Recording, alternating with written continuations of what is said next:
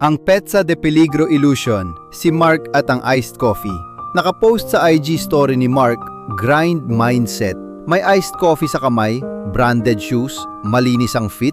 Sa comments, may nag-reply, "Bro, ang yaman mo na ah." Napang-iti si Mark, hindi dahil totoo, kundi dahil maganda tingnan sa story. Araw-araw, pareho ang eksena. Bago pumasok sa trabaho, dadaan muna siya sa mamahaling coffee shop. Hindi dahil masarap, kundi dahil may pangalan. Habang naglalakad papuntang opisina, iniisip niya kung magkano na ang nagastos niya ngayong linggo. Hindi niya sinasabi sa iba, pero minsan, iniisip niya kung may pamasahe pa siya pauwi.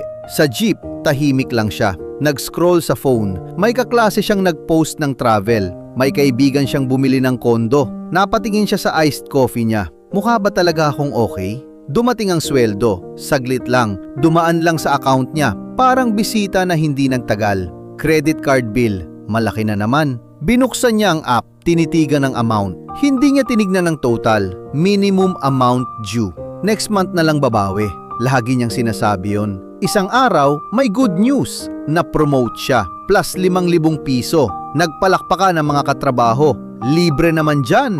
Ngumiti siya. Sa loob-loob niya, finally, aangat na ako. Pero kinagabihan, nakaupo siya sa showroom ng sasakyan. May sales agent na nakangiti. "Sir, kaya yan sa monthly." Hindi niya naisip kung kailangan niya. Inisip niya kung mukha siyang successful.